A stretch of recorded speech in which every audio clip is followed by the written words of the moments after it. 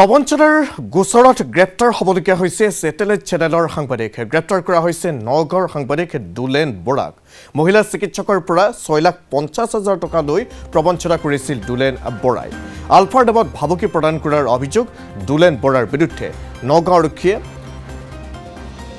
813/24 number গোচৰত গ্ৰেপ্তাৰ কৰিলে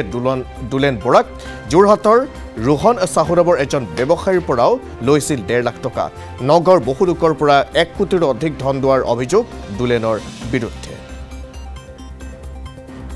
প্ৰবঞ্চনাৰ গোচৰত গ্ৰেপ্তাৰ হ'বলগীয়া হৈছে সাংবাদিক বুজন পৰিমাণৰ ধন এগৰাকী চিকিৎসকৰ পৰা আত্মসাৎ কৰিছিল প্ৰবঞ্চনাৰ গোচৰত গ্ৰেপ্তাৰ হ'বলগীয়া হৈছে ছেটেলাইট চেনেলৰ সাংবাদিক গ্ৰেপ্তাৰ কৰা হৈছে নগৰ সাংবাদিক দুলেন বৰাক মহিলা চিকিৎসকৰ পৰা 6,50,000 টকা লৈ প্ৰবঞ্চনা কৰিছিল দুলেন বৰাই আলফাৰ নামত ভাবুকি প্ৰদান কৰাৰ অভিযোগ দুলেন বৰাৰ বিৰুদ্ধে নগাঁও আৰক্ষীয়ে 813/24 নম্বৰ গোচৰত গ্ৰেপ্তাৰ কৰিলে দুলেন বৰাক যোৰহাটৰ ৰোহন সাহু নামৰ এজন ব্যৱসায়ীৰ পৰাও লৈছিল 1.5 লাখ টকা নগাঁৱৰ বহু লোকৰ পৰা 1 কোটিৰো অধিক ধন লোৱাৰ অভিযোগ দুলেনৰ বিৰুদ্ধে 6,50,000 তেখেতে কিবা এটা বিজনেছ পাৰপাজতে ল'ম বুলি কৈছিলে মোৰ পৰা আপোনাৰ 14th মে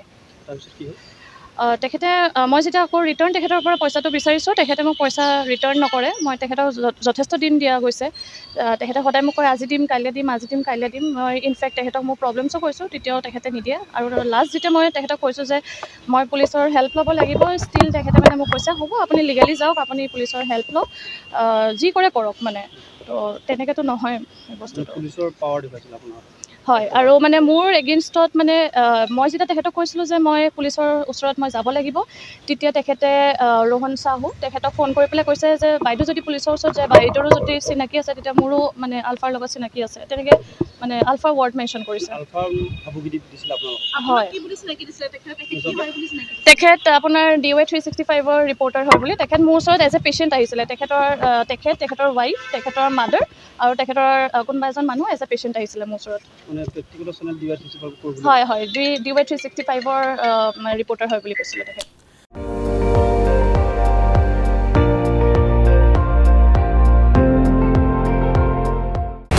আপুনি চাই আছে ND24 সৰ্বশ্ৰেষ্ঠ নহয় সৰ্বোত্তমৰ দৌৰ